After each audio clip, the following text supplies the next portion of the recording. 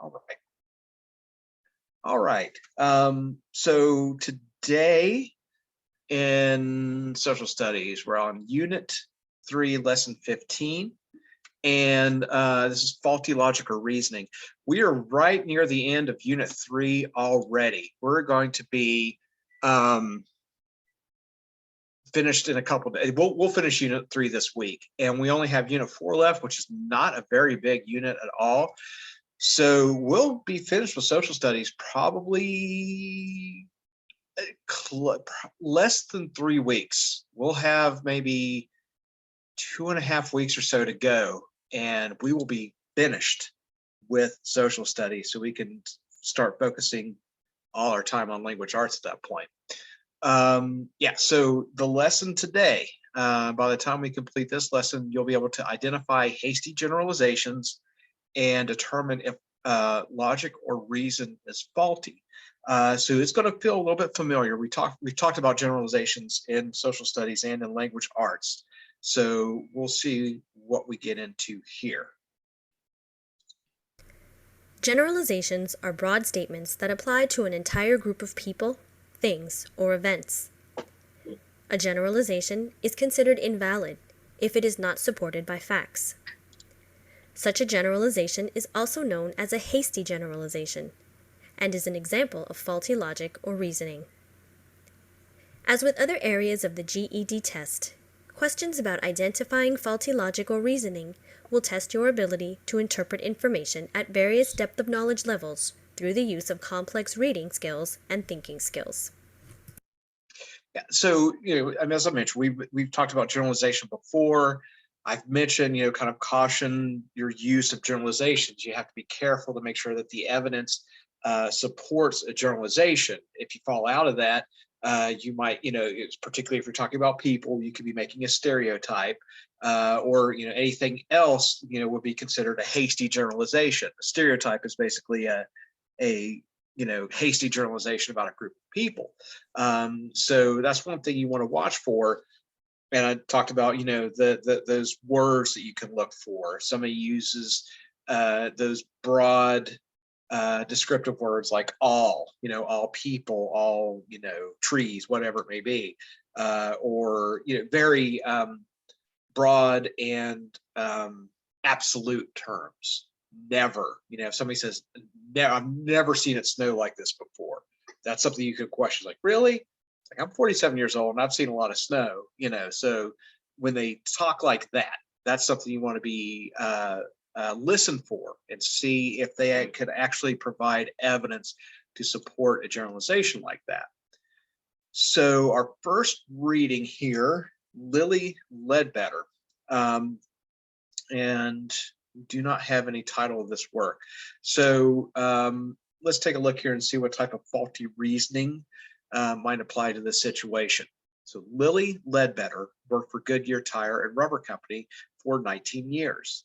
Near her time of retirement, she discovered that for years the company had paid her much less than men with the same job. She sued Goodyear for gender discrimination and won, but Goodyear appealed. The appeals court overturned Ledbetter's victory. It agreed that there had been discrimination, but the court stated that Ledbetter had not filed suit in time. According to the court, the suit had to have been filed within 180 days of the discriminatory action, or the first time Ledbetter had received lower pay. Ledbetter stated that she could not have done that because for many years she did not know that she was being paid less. Still hoping for justice, Ledbetter appealed to the U.S. Supreme Court in Ledbetter versus Goodyear Tire and Rubber Company. The court also sided with Goodyear in a 5-4 decision. To right this wrong, Congress changed the law. It passed the Lilly Ledbetter Fair Pay Act in early 2009. It allows victims of discrimination to sue regardless of how long it takes to discover the discrimination. On January 29, 2009, it became the first legislation that newly elected President Barack Obama signed into law. And looking at that underlined section there in our text box, it says you can find faulty logic in the statements of professionals, public officials, even court decisions. The writer of this passage believes that the majority's logic was faulty because 4 justices disagreed and Congress changed the law. So, it's something to consider. No one is infallible. Everybody makes mistakes. Everybody is capable of using faulty logic at some time. And considering this Supreme Court ruling, no doubt they were looking at the existing laws, what was there, and I'm not sure what the Supreme Court looked like in 2009. It may have been a little bit conservative, and that a conservative court will typically adhere to the Constitution very, very closely. That doesn't mean it's right or wrong, but they tend to look at that as their guiding document or the laws on the book. So that's probably what happened there was, okay, well, it's the existing law, so we're going to rule with Goodyear. But that's also a little bit faulty considering that, okay, how was she supposed to know that she had been discriminated against from the time that she was hired? And it's crazy to think that this has been changed in our lifetime, that this is a ruling from just like 13 years ago, that you could, needed to establish that in the 21st century. So let's take a look at the quiz. Okay, starting up the quiz, our same passage with Lilly. And for making assumptions, so you can usually assume that an official decision uses reasoning and logic. When looking for faulty reasoning, look for flaws in the argument used to support the decision. So there's always a chance there, even if it's an official judgment. We've talked about other court cases. Plessy versus Ferguson at the end of the 1800s that established separate but equal, right? We think about that now. What was the logic in that? That seems faulty.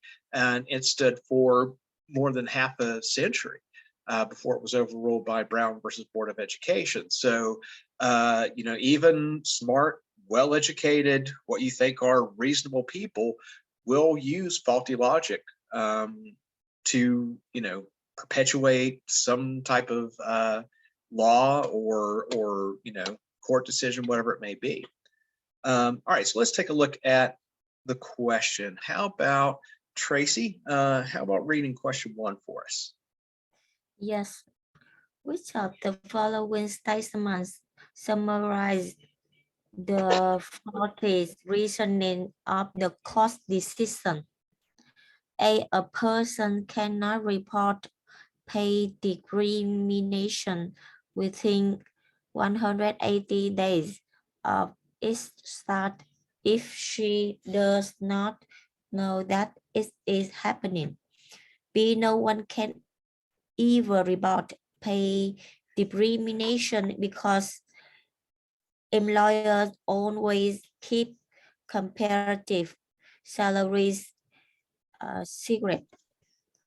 See, if the complaint were made too late, there was no pay discrimination. D, the court should have recognized that 118 days is not enough time to make a complaint about discrimination.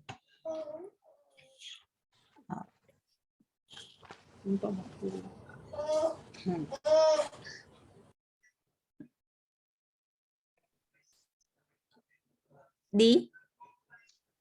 A. So a person cannot report pay discrimination, right? So that's the faulty logic there. How can you report it if you don't even know it's happening? That actually B is funny because a lot of companies will stress that they do not want their workers talking about their pay. And that is somewhat driven by the idea that it could lead to an issue where somebody feels that they are being underpaid. And, it is kind of,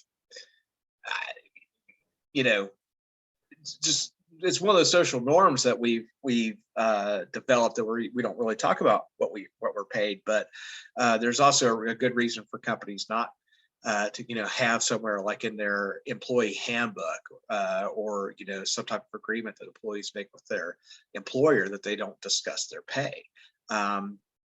But in this case, that reasoning, the faulty reasoning is, how am I supposed to report it if I don't even know it's happening?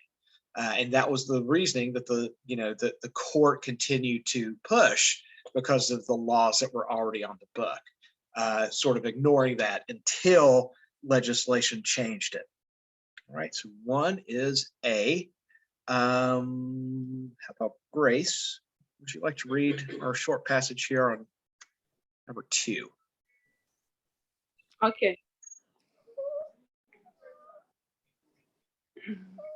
Read the information and the political cartoon.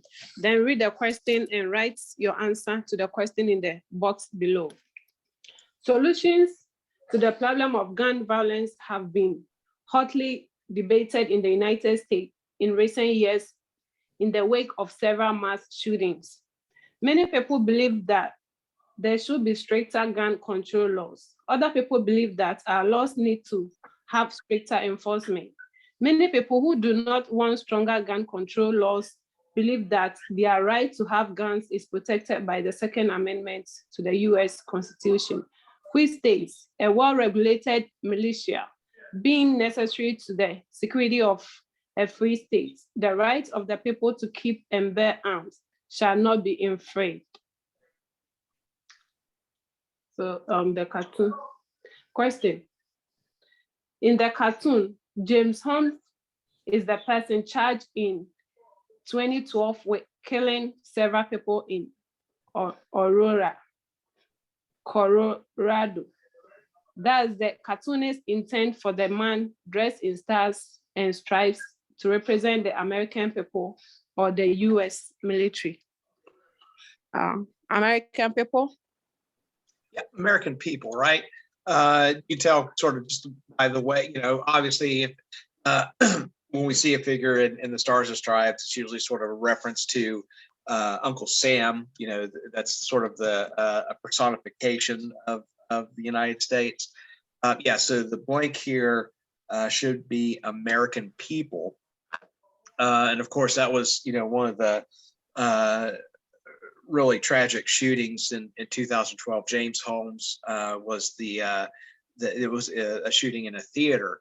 And what's pointing out here, we have this understanding that the Second Amendment protects gun rights and gun owners in our country. And the language, though, of the Second Amendment, like it states here in the italicized wording, a well-regulated militia being necessary to the security of a free state, the right of the people to keep and bear arms shall not be infringed. A militia at that time was sort of a state or locally organized military outfit. When we were defending ourselves against Britain in the Revolutionary War, and then some of the conflicts we were in later, we didn't have a large standing army. We didn't have a big professional army. So these little state, local groups of militia who, they weren't necessarily well trained, but they did have some sort of organization. They might meet every once in a while to do a little training and things like that.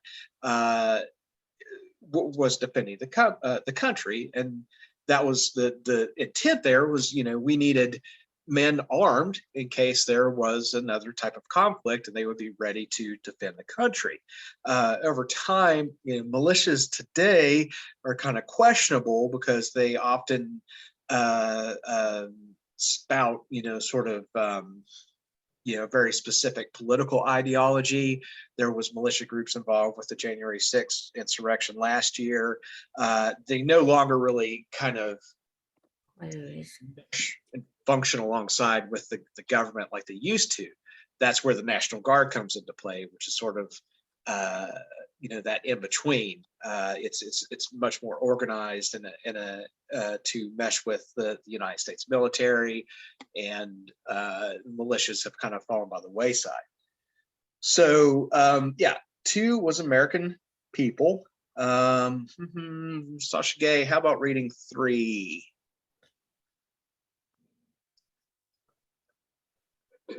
In the cartoonist's view, the cartoon presents an example of faulty reasoning because the Second Amendment guarantees that a well-regulated militia, not just a private citizen, has the right to own guns.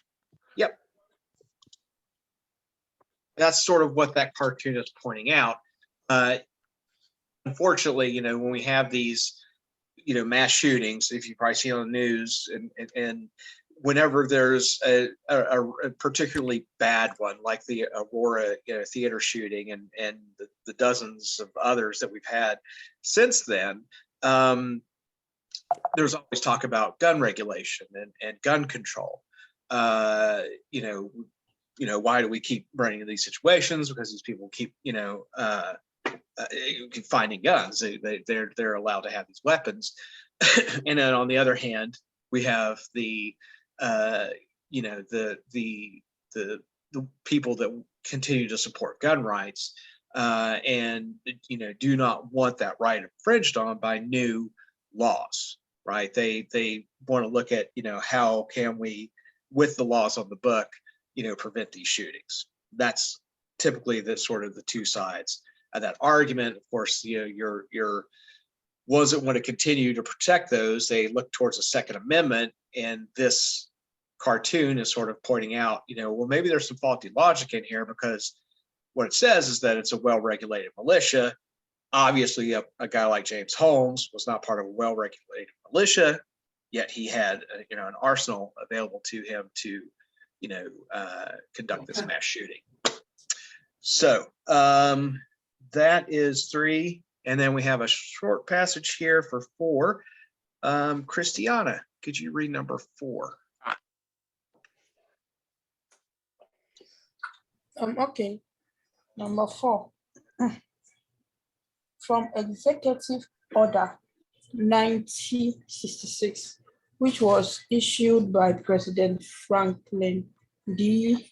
Roosevelt in 1942 and authorized the federal government to relocate Japanese Americans to internment camp.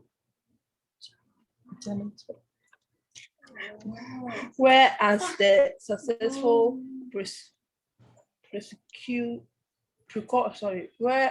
whereas the successful precautions of the war require every possible protection against espionage. It's okay. Espionage.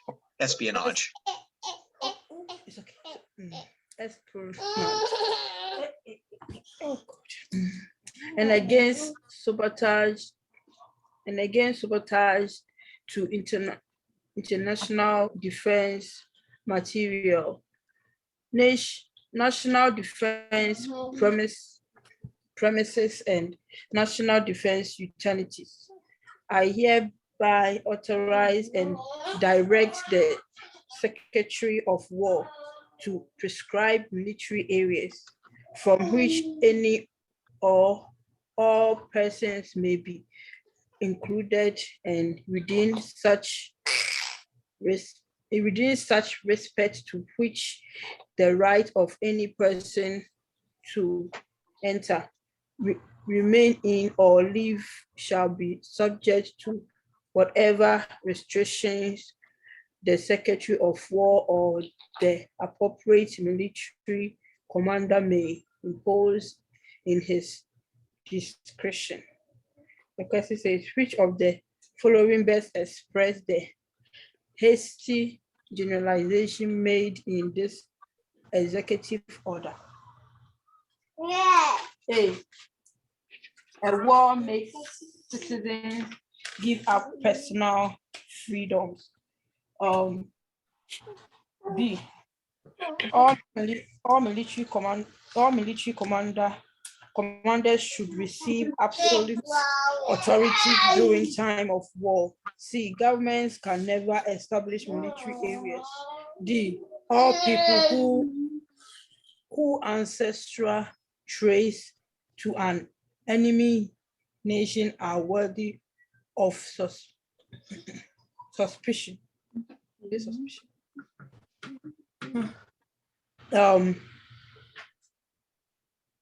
Is it C or D? D. Yeah. D. Yep. So, we've talked about Japanese internment during World War II. This idea that because we were at war with Japan, there was suspicion that any Japanese American may pose a threat as far as espionage, that they might be spying on the United States, or may try some terrorist activity or something crazy.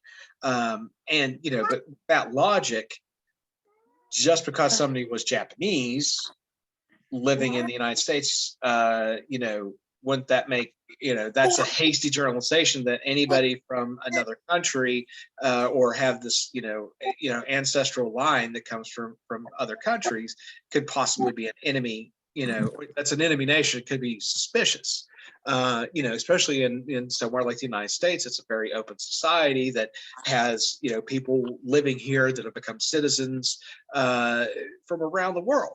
And so, if something would happen, we were to, go to war with, any country, any of the citizens here that descended from those countries, do we have to suspect them of some type of weird, espionage or something, simply because they,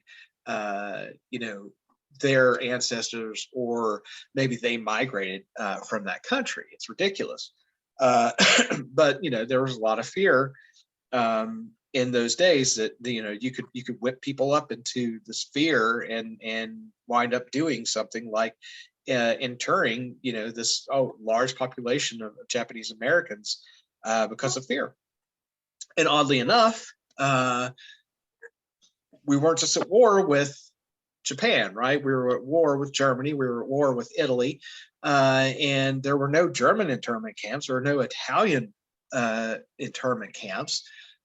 So not only was it just fear and suspicion, it was, racially tinged, right? Because a German American looks like me, more or less. They're white people.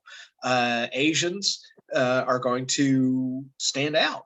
And we will always, we as human beings, we tend to, other people. We will sort of point to groups and become afraid of them and do, irrational things like this. So 4 was D as in dog. And finally, that's the last passage again. Let's go back to Tracy for the last one, number 5. Me, Tracy? Yes. Yeah. Number 5, the question, which of the following is an example of faulty storage that could be used to support the order? A majority of voters select their elected officials. B, all rules are meant to be broken. C, every action has an equal and opposite reaction. D, the Articles of Confederation preceded the U.S. Constitution. Therefore,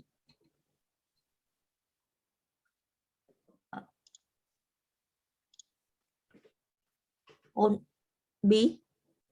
B, yeah. This question was a little weird because it doesn't align specifically. You could see that.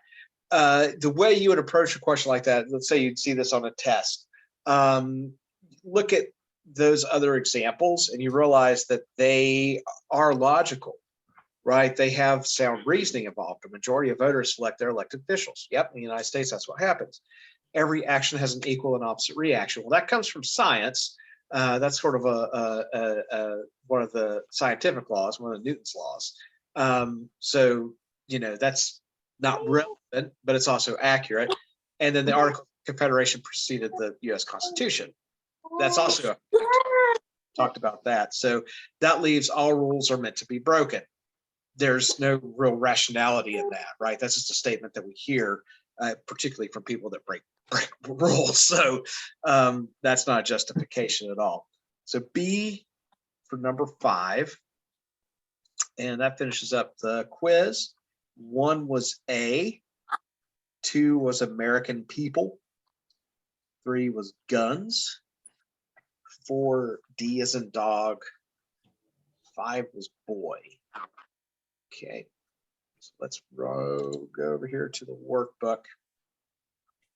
Okay, and then it follows along here. One of the most common ways in which speakers and authors use faulty logic and reasoning occurs when they make broad statements that cannot be supported by evidence. This type of error in reasoning is called a hasty generalization, which we talk quite a lot about. Got to be careful when you use a generalization. Another common example of faulty logic or reasoning is an oversimplification. An oversimplification occurs when an author connects two ideas that do not share a cause and effect relationship or omits important factors that should be considered. For example, is an oversimplification to say that test scores rose at the school when they implemented the uniform policy. Scores did not rise simply because students were wearing uniforms. Other factors had to have been involved. Oversimplification is one that it happens a lot. It leads to things like conspiracy theories. The world is a complicated place a lot of times. Things can be messy, and we like to try to simplify them as much as we can to help understand them, but sometimes things are just complicated and they're nuanced. And when we eliminate those details, we're basically using faulty logic and reasoning, because by omitting those, we can't just say, A caused B, when there was a lot of other factors. So looking at our next passage here. So Nikita Khrushchev was the Soviet Union's first secretary of the Communist Party from 1953 to 1964. He is famous for his dramatic gestures and attempts at promoting his party's maximum propaganda effect, along with his certainty that communism would triumph over capitalism. This excerpt is from a speech Khrushchev delivered in 1956. Comrades, the 20th Congress of the Communist Party of the Soviet Union has manifested with a new strength the unshakable unity of our party, its cohesiveness around the Central Committee, its resolute will to accomplish the great task of building communism. And the fact that we present in all the ramifications the basic problems of overcoming the cult of the individual, which is alien to Marxism-Leninism, as well as the problem of liquidating its burdensome consequences, is an evidence of the great moral and political strength of our party.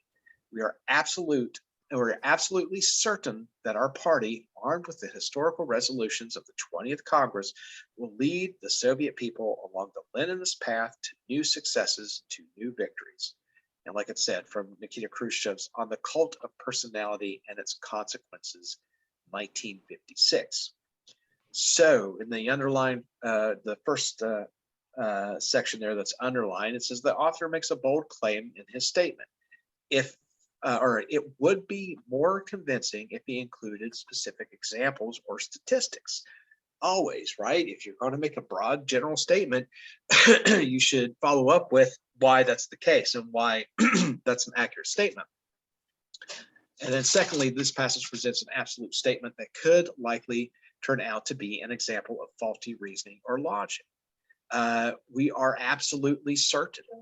That type of language is something else that you need to look for when you're thinking of over or hasty generalizations. Can you make that claim? We are absolutely certain of something. So let's take a look at the workbook. Okay. So test taking tips. When evaluating logic or reasoning for an exam, identify the main argument that the author is trying to make. Then turn your attention to the evidence that he or she provides. So, always thinking about when you're reading, well, what's the argument here? What is the purpose of the writing? What is the author trying to say, right? Those sort of active reading questions should always come to the forefront as you're reading these types of passages. And our first question, how about Grace? Would you like to read question 1 for us? Okay. Khrushchev assets, but does not offer evidence to support which of the following? A, that communism is spreading to other nations. B, the specific reforms taking place in the Soviet Union. C, the economic prosperity in the Soviet Union. And D, that his party is unified. Is it D? Yeah, D. D is in dog. Right. He makes some claims there about sort of this unification, this resolute, the 20th Congress of the Communist Party has manifested with new strength the unshakable unity. Again, unshakable. I mean that word's not necessarily. It's not a trigger as far as like all, many, those types of generalizations, but also it's very strong language. And when you see words like that, in an adjective or adverb that's describing something, it's using strong language. You want to check and see that should also be a trigger for you. So unshakable unity of our party, cohesiveness around the central committee, it's resolute will. So all those he says, but where's the facts? Where can he point to something that shows unity? Like, we did this or that, or a statistic, anything in there that helps, right? So, unified. So that is like when everyone comes together. So like the United States of America, right? We are in theory 50 states that are united under one country. Yeah, unity. It's everybody coming together, no matter whatever the situation is, to unite around a specific cause, or in this case, his party. No problems. All right, so 1 is D as in dog, and our same passage again from Nikita Khrushchev. Sasha Gay, how about reading number 2? Which of the following does Khrushchev reason to be the greatest threat to the Soviet Union's system of government? A, Western influencers. B, the cult of the individual. C, Marxism-Leninism. And D, the 20th Congress of the Communist Party. Is it B? Yeah, B as in boy, right? The cult of the individual. So, the Cold War and sort of the conflict between communism and capitalism. There's this ideological and cultural difference that helped drive it. It wasn't just economic. It wasn't just military. The United States, a lot of Western liberal democracies, you think about our allies in Europe and places like that, particularly the United States, though, we prize this idea of individuality. Every person is an individual with, unique, characteristics and ideas, thoughts, and, just prioritizing those individual rights. Communism is much more about a communal idea of living. You're right, it's right there in the word communism, which is largely a form, a particular form of socialism. And that idea really clashed with that idea of sort of communal identity, a fear that, for the United States and Western liberal democracies, that this idea of communal identity erodes the idea of individuality. So that is something that didn't jive well with Western world. So that is what Khrushchev is saying, that they've actually eliminated the cult of the individual, that communism has defeated or continues to work to defeat that idea of the individual. So 2 is B as in boy. 3, we have a very short little passage. I'm just going to go ahead and read 3 here. So in 1938, still continuing to discuss communism here, communism had begun to spread in Europe.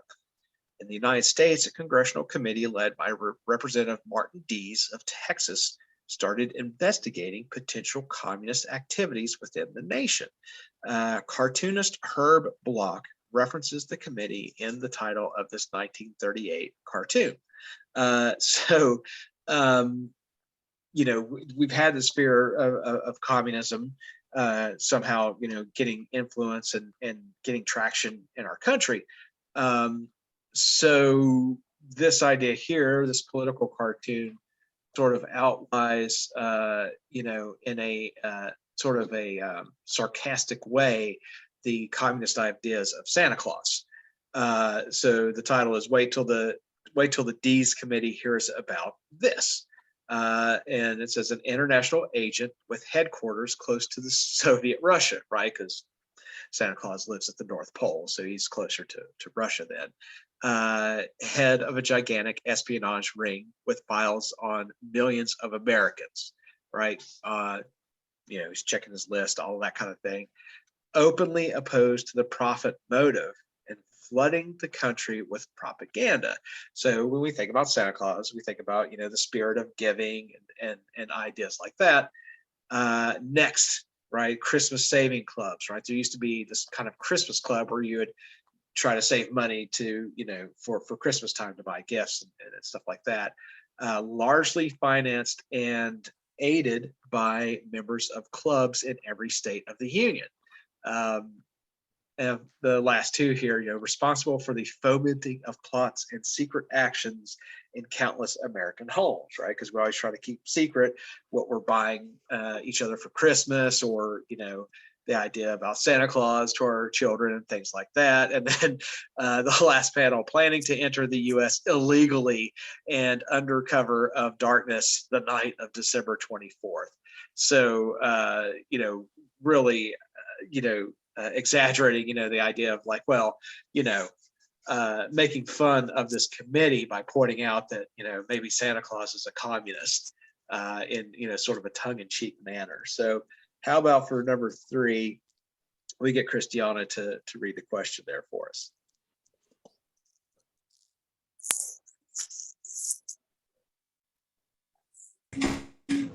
Please, this is Christiana.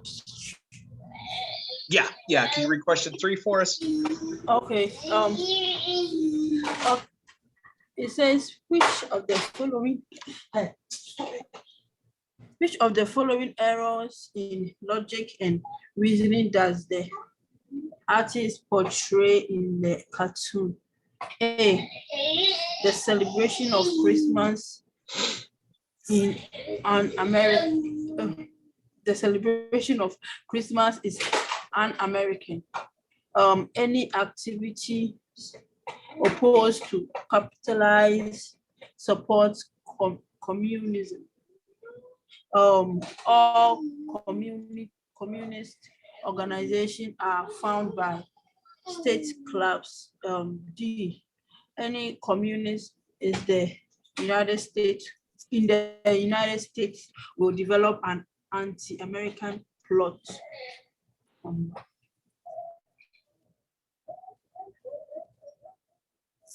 Is it D? So it's B.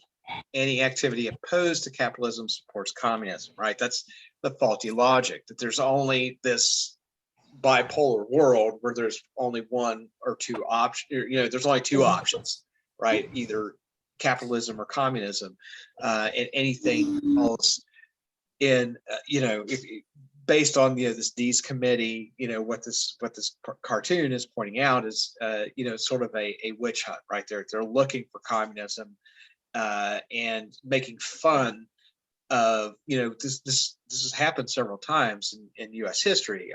Most notoriously was the McCarthy trials in the 1950s, McCarthyism, which was,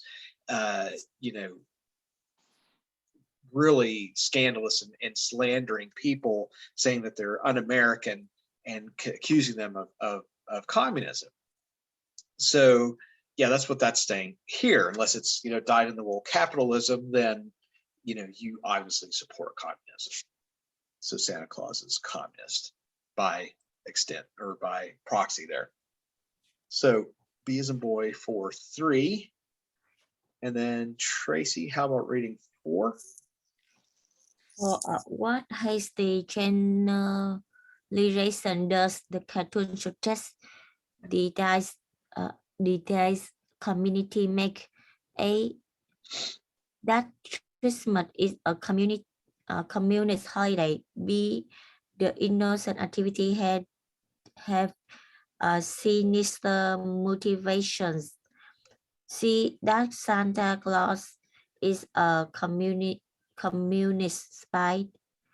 D, that many Americans support communism.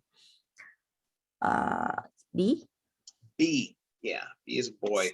Innocent activities have sinister motivation, sinister being evil or immoral intent, something like that. So B for 4.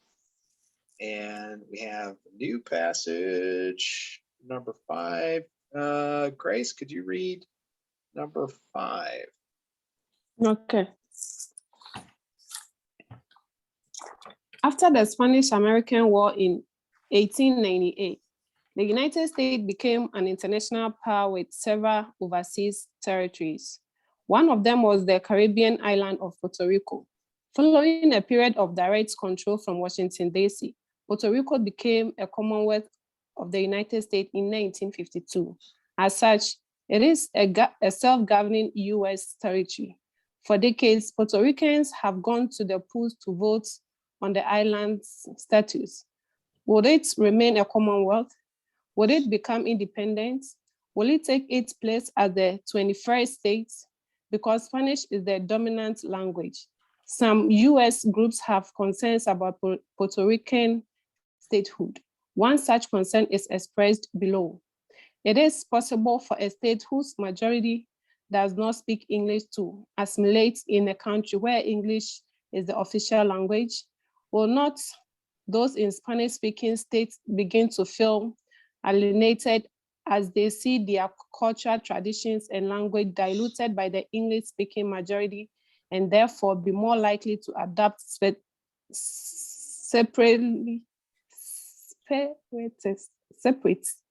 ideas? Think of Quebec and the problems in Canada. Then consider that Puerto Rico has a higher percentage of non-English speakers than Quebec. Will not those separatist ideas fueled by language barriers lead to unrest in Puerto Rico, just as they have in Quebec? Please, should I go ahead with the question? Yeah, go ahead. Okay. Why is it faulty logic to state that unrest will likely result in Puerto Rico as it has in Quebec? A, most people in Puerto Rico speak Spanish, while most people in Quebec speak French. B, Quebec is part of Canada, while Puerto Rico is part of the United States. C, there are probably factors other than language involved. And D, because Puerto Rico is more linguistically homogeneous. There is a less chance of unrest.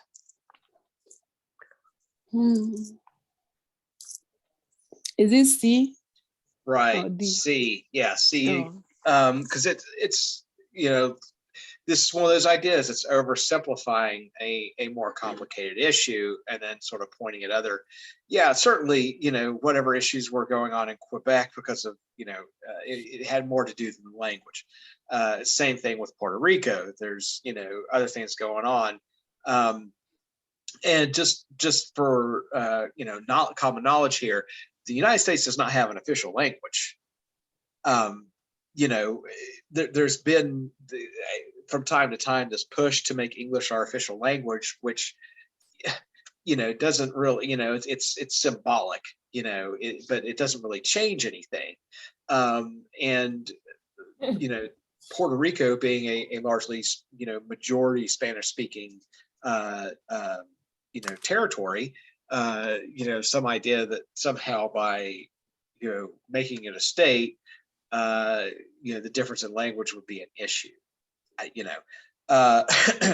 So just there's lots of faulty logic, largely oversimplification. There's other complex reasons why there might be some discord between the two other than just a language barrier, right? Yeah, so it's C for 5. Okay, and same passage for 6. Sasha Gay, how about reading passage 6, or I'm sorry, question 6 for us? Which of the following does the speaker argue is the greatest threat to national unity in the United States? A, the nearness of conflict in Canada. B, the lack of a common language. C, people who speak Spanish. D, a linguistically homogeneous country.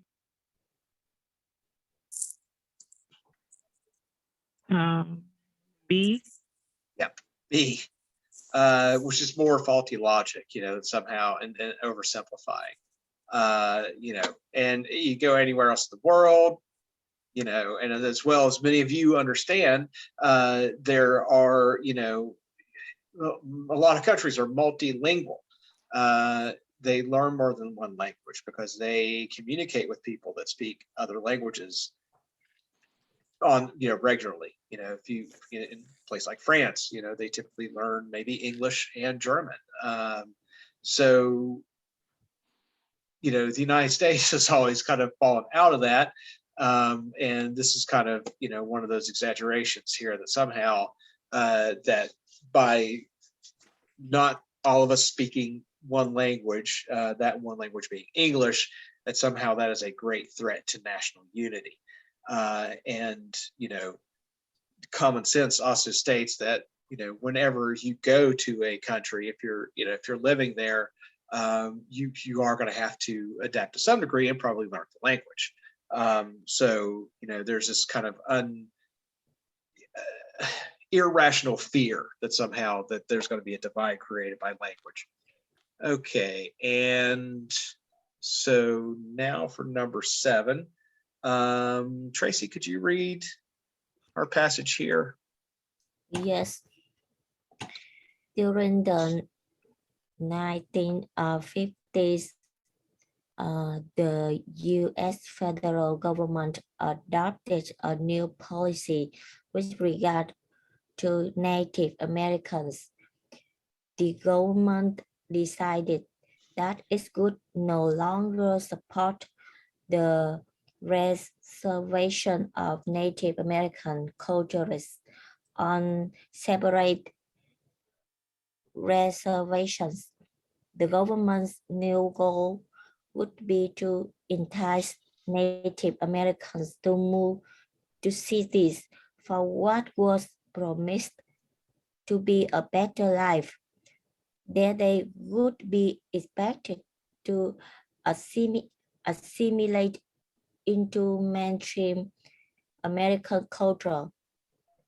The move was not successful for many of the Native Americans who left their reservations. However, it did result in a dramatic increase in the number of Native Americans living in urban areas. In 1950, only 13% of Native Americans lived in cities. By 1990, that figure rose to 60%. These posters were created as part of the federal government's urban Indian relocation program. Come to Denver to change up your lifetime. Good job. Happy home. Cheney Beauty, Colorado. The question, which has the generalizations exactly as the core of the urban Indian relocation program?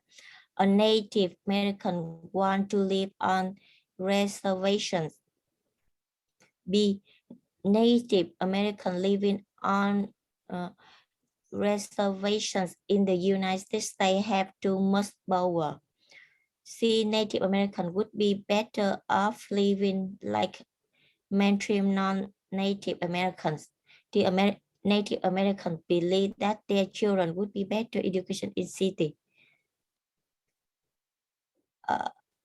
A. So it's C. Yeah, so they're trying to, in the 1950s, push for, we had reservations. We had this land set aside for Native Americans after we had basically run them off of their previous lands as we settled the United States. And then in the mid, 1900s there, in the 1950s, there was a push to just try to no longer support that, the reservations, and basically finally integrate Native Americans into the U.S. and just make them, regular, stop trying to preserve Native American culture and which is something that we did throughout, particularly in the 19th century and the 18th or in the 20th century with Native Americans. We had schools to try to integrate them and really just stomp on their culture more or less. Just that's the best way to put it. And that's what the idea is. It's like no longer their assumption there that we're going to have Native Americans would be better off if they just lived like mainstream non-Native Americans. And that's the push here, is to just bring them into cities, get them job training and have them fully integrate into American society, which would also just stomp all over their culture, their traditions, and just sort of largely erase a lot of their history and tradition. So that was C for number 7. And number 8, Grace, how about reading number 8 for us? Okay. What faulty logic about the relocated families is evident in the jobs highlighted on the poster? A, they do not want to work at all. B, they all want professional careers. C, they want to go to school rather than find jobs right away. And D, they are only interested in manual labor and blue-collar trades.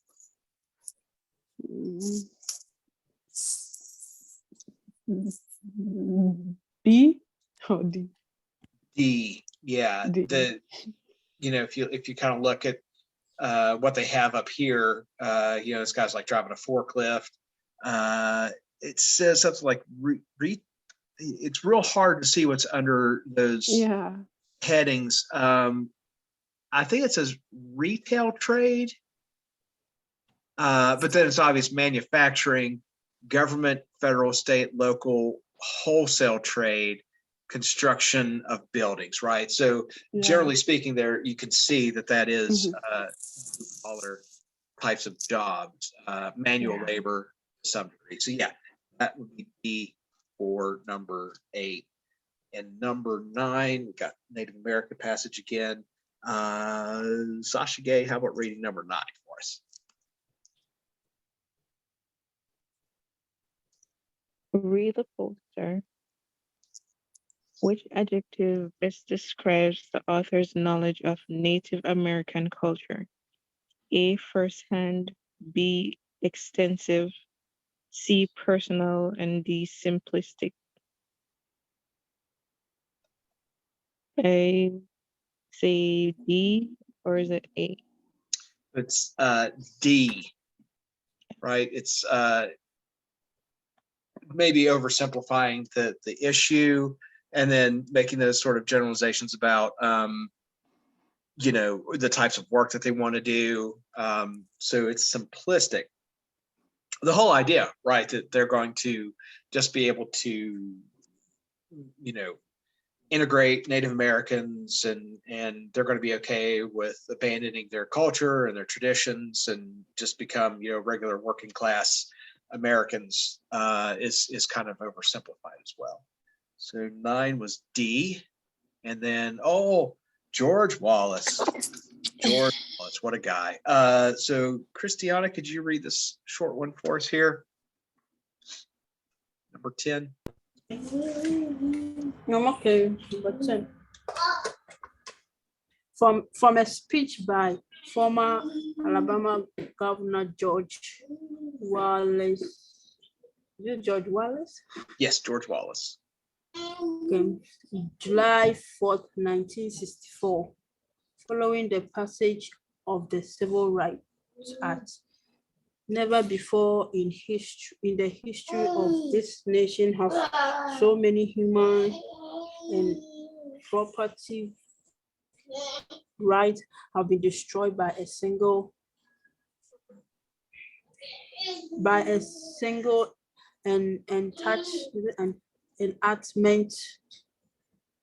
enactment of the Congress. It is an act of trying.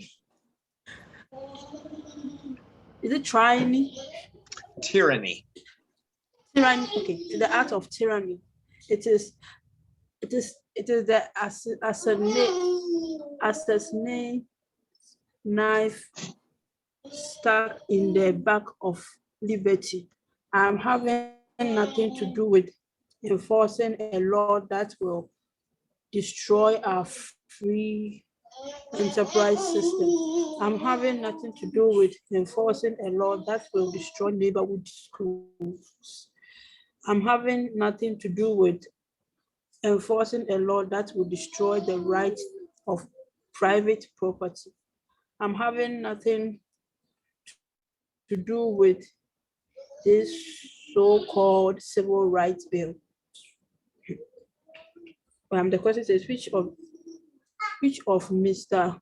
Wallace's statements below is a hasty generalization? Never before in the history of this nation have so many humans and property rights been destroyed by a single enactment of the Congress. B, it is an act of trying. It is C, it is the assassinate knife stuck in the back of liberty. D, I'm having nothing to do with this so-called civil right. Is it D? It's A, right? Hasty generalization. So look for those types of words. Never, right? That's a tip off right there. Never before in the history of this nation has so many human and property rights been destroyed by a single enactment of Congress. You know, and you should be able, when it comes to generalizations, ask a simple question. Is that true? Really? Never before in the history of this nation has so many human and property rights been destroyed.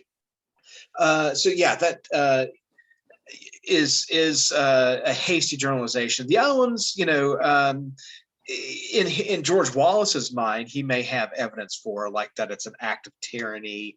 It is the assassin. You know, the C is more of just a metaphor right? It is the assassin's knife stuck in the back of liberty. And then, you know, I'm having nothing to do with it. Well, we know he's not having anything to do with it. That's more a statement of fact. George Wallace, if you don't know, he was he's the former governor of Alabama. He later, I think, in that next presidential election, he ran for president, and with Curtis LeMay as his running mate, who was the commander of Strategic Air Command and really pushed nuclear armament. But he was a segregationist. He was a racist, and he is basically stating his position on the Civil Rights Act there, and that somehow he believes that it's eroding, you know, personal liberties and property rights and all this nonsense. Basically, his hasty generalization that you can fact check there is that never before in the history of this nation has so many human and property rights been destroyed. That's something that is very easily to check. So 10 is A. He was actually, somebody tried to kill him later on in the 60s. So he did suffer quite a lot of pain, which he was probably due. Year was that? 60, maybe it was the 70s. I can't remember, but yeah, somebody did try to kill him at one point. So number 11, another new passage. How about Tracy?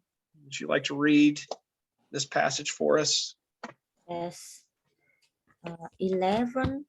When a person stands his ground and demands that his civil rights be respected, history can be made.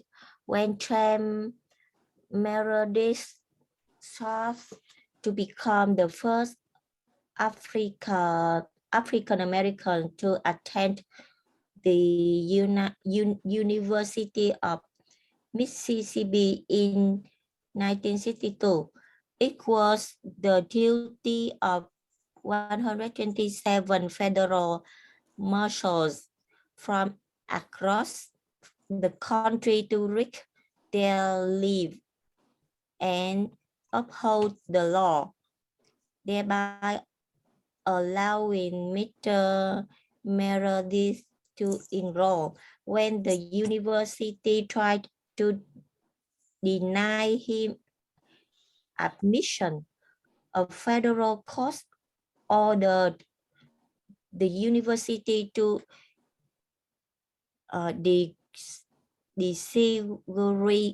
desegregate and allow Mr.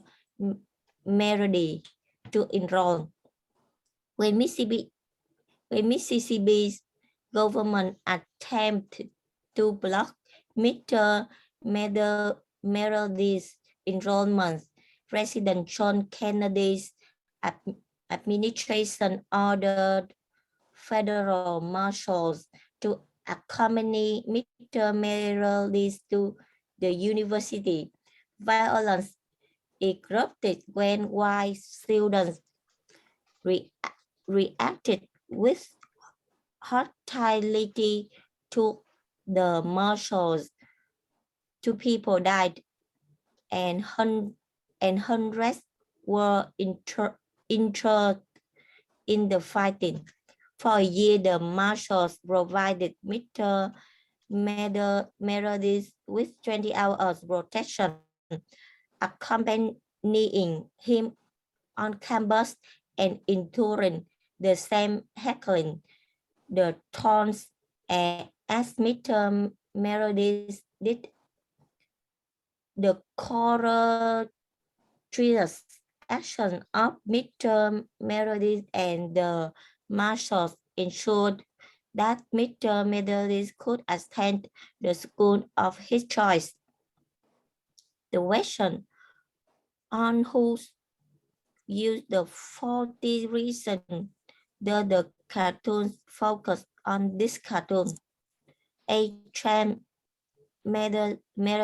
B. The federal court. C. The Kennedy admission. D. The Mississippi court system.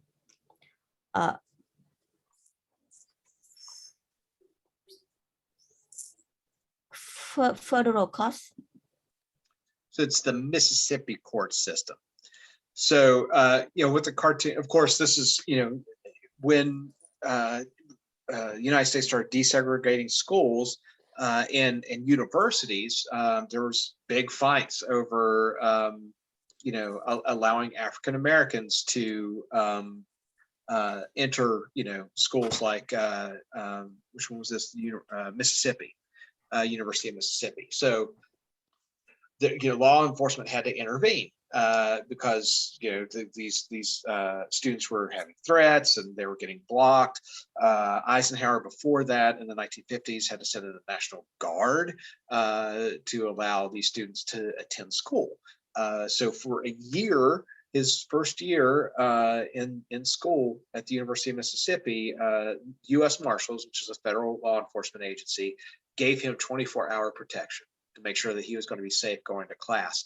And as a result, of course, they got abused as well, and taunts and all this stuff. So the cartoon there, what we have is a U.S. Marshal who looks like he's been beaten and battered, right? He's got his crutch and his head's all bandaged and his arm's in a sling. And the Mississippi grand jury there, representing the Mississippi courts, and they're saying at the bottom there in the caption, no, and you incited those innocent rioters to violence. So, the faulty logic that by the U.S. Marshals showing up, trying to keep the peace, that and the use of the word innocent rioters, right? That's sort of a parody there as well. If you're rioting, you're probably prone to violence. It's not just like a protest. Riots tend to be violent and destructive. So that is the Mississippi court system then that is exhibiting faulty reasoning, blaming the U.S. Marshals on the violence caused by desegregation. D as in dog for 11. And let's see, how about Grace? Could you read 12 for us? All right. Which of the following expresses the invalid cause and effect relationship suggested by the cartoon? A, the Mississippi governor's action and the decision of the Kennedy administration. B, the work of the federal marshals and the outbreak of violence. C, the earlier rulings of state courts and the final decision of the federal courts. And D, the efforts of James Meredith and the integration of the University of Mississippi. Is it A or C? B, right? Cause of the federal marshals showing up somehow, the effect of that was an outbreak of violence, right? That's what the cartoon is really pointing out there. Is like, no, this was already going to happen. It was going to be worse if the marshals weren't there. So that is the faulty cause and effect. And 11, both 11. Well, no, 11 is D as in dog. 12 is B as in boy. B as in boy for 12 there. Okay, work of federal marshals and the outbreak of violence. And then 13, Sasha Gay, how about you read 13 for us?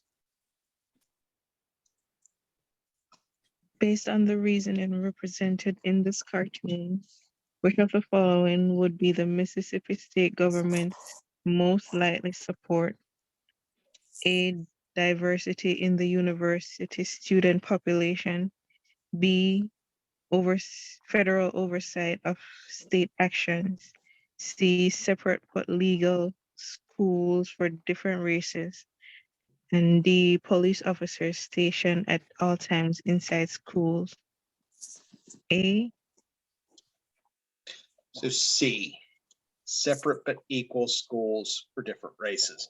The prior knowledge kind of helps out about this, right? When you think about the U.S. South in this particular time, which was struggling with, desegregation.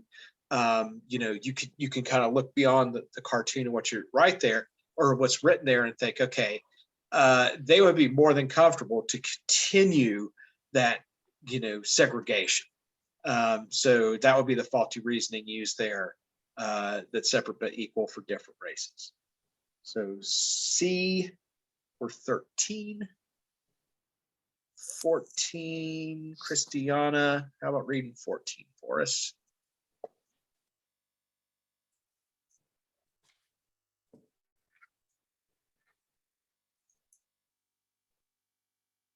She might be away. I'll go ahead and read 14 then. Which of the following would both the cartoonist and author agree is an example of faulty logic and reasoning? A, sending in federal marshals, B, racial discrimination, C, forced integration, or D, President Kennedy's policies. Let's see here. Nilda's got B, and that is correct. B is in boy. Racial discrimination. Which of the following would be both cartoonist and author agrees an example of faulty logic? Yeah, there's lots of faulty logic in that idea. B is in boy for 14. 15. Tracy, how about finishing the workbook here for us with 15, please? 15. Yes, the reason used by the Mississippi grand jury in the cartoon is most similar to which of the following situations? A teacher being blamed for students not doing well on the test. B, a judge blaming a jury for finding a defendant not guilty. C, a firefighter being blamed for the action on an arsonist. The President Roosevelt being blamed for the Japanese bombing of the Pearl Harbor. B. But C. So just like, just because law enforcement officer shows up to, try to keep the peace, that would be faulty logic then saying that, they caused the riot. The same way is what it's saying here is that a firefighter being blamed for the actions of an arsonist, right? And particularly in this context, and because we know sometimes, police can exacerbate a situation in more recent times to cause, some riots and things like that. But in this situation, they were simply there to make sure that this one individual was safe. And that spurned a lot of violence. So, there's faulty, reasoning there to believe that they were the ones that caused it. Okay, so that was C. That was C as in cat for 15. Okay, and that is the end of the workbook. Does anybody need me to follow up on any of the questions there or the Q&A? And Miss tell a